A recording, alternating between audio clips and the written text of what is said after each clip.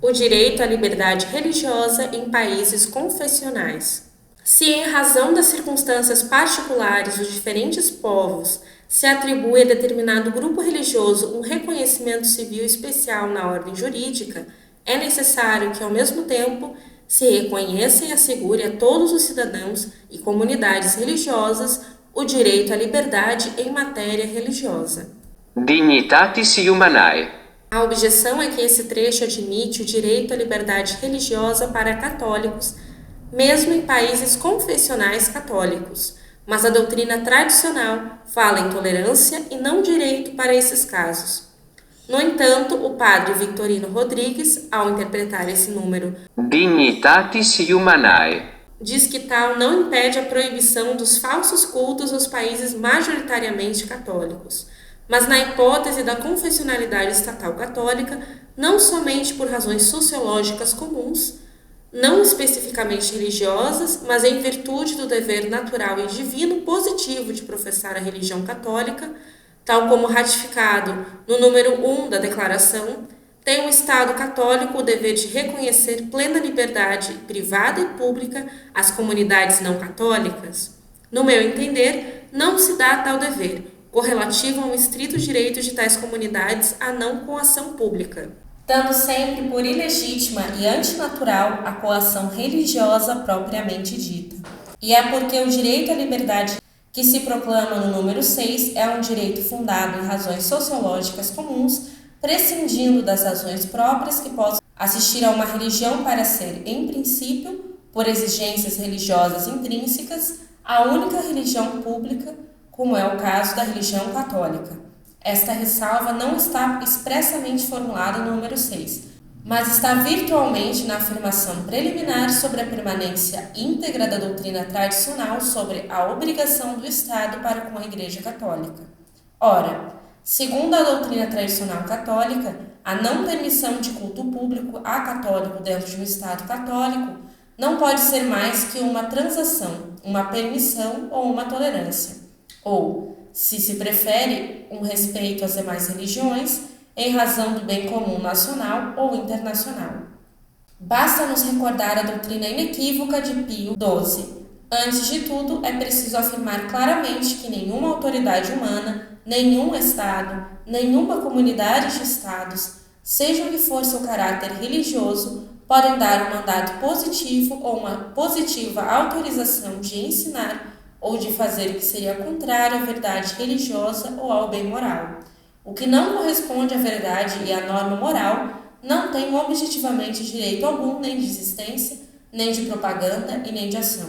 Segundo, o não impedi-lo por meio de leis estatais e de disposições coercitivas pode, contudo, fazer-se justificado pelo interesse de um bem superior e mais universal. Estudo histórico doutrinal da Declaração sobre a Liberdade Religiosa do Concílio Vaticano II. Nesse caso, São Paulo VI, ao reconhecer a liberdade religiosa para católicos na Espanha e outros países similares, cometeu como pessoa uma pusilanimidade e não como pastor um erro doutrinal. Outra solução é dizer que mesmo nos países católicos o direito à censura das falsas religiões já não existia. Com efeito, esse direito está inserido no Ius Gentium, dando lugar ou não, dado o contexto social. Santo Tomás explica que a lei natural é imutável em seus princípios mais universais e mais gerais, preceitos primários, enquanto que as conclusões racionais dedutíveis de seus princípios, preceitos secundários, são sujeitas a variações. Os preceitos secundários dependem das condições particulares e de certas circunstâncias. Isso explica por que novas prescrições podem ser adicionadas à lei natural quando surgem novas situações, à medida que as sociedades evoluem.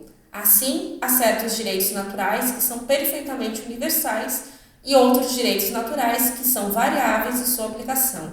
Define o padre Labourdette, Cours de Théologie Morale. Esses últimos como direitos que derivam da natureza humana, mas que pressupõem certo estado, um conjunto de circunstâncias históricas fora das quais tais não existiriam. Alguns teólogos expressam essa distinção como direitos naturais originários e direitos naturais subsequentes. Para ficar num exemplo, a escola de Salamanca defendia que a escravidão foi por muito tempo lícita, vide que o próprio Terceiro Concílio de Latrão a ordenou positivamente, mas com as mudanças sociais e políticas já se mostrava contrária à lei natural no século XVI. Julio Mainviol. Já dizia em 1932 que seria desastroso perseguir os falsos cultos no mundo contemporâneo, uma vez que toda a sociedade era liberal e a unidade de crença substancial desaparecera. En la sociedad liberal, donde se ha roto la unidad de creencia, sería desastroso perseguir los cultos falsos. Los errores no tienen derechos, pero las conciencias que yerran los tienen. Si en tesis el Estado debe ser exclusivamente católico, en la hipótesis de la diversidad de creencias deberá ser tolerante. La Iglesia, enseña León XIII, en su apreciación maternal tiene cuenta de la impiedad humana. No ignora los movimientos que en nuestra época arrastran los espíritus y las cosas.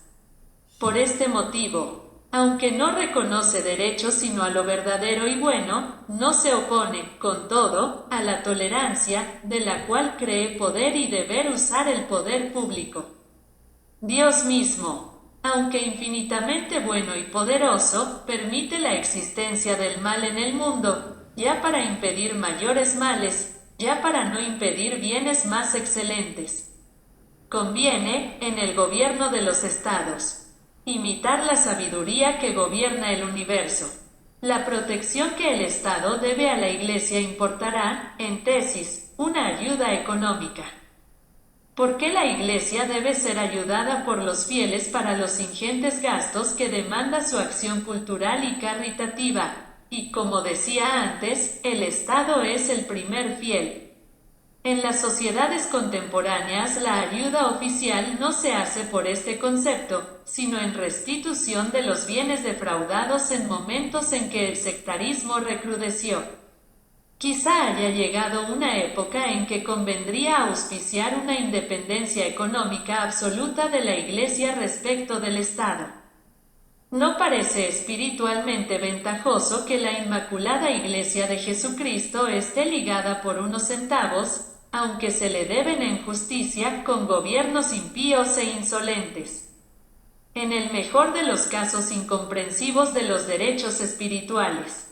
Además, esa ridícula ayuda dispensada sirve de pretexto para los que pretenden impedir la acción espiritual de los pastores, como si fuesen funcionarios públicos, y para difundir en las envenenadas masas no sé cuántos embustes sobre la riqueza de la Iglesia.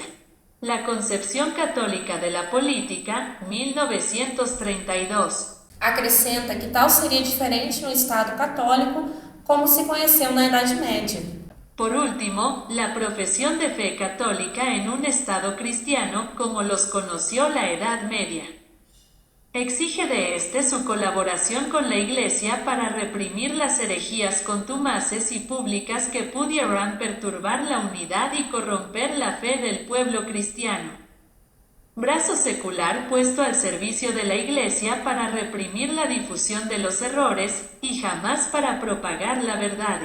Para o autor, a partir disso, fala-se em direito à liberdade religiosa, mesmo nos países católicos, faltaria já pouco em 1966. La Declaración Conciliar sobre la Libertad Religiosa y la Doctrina Tradicional.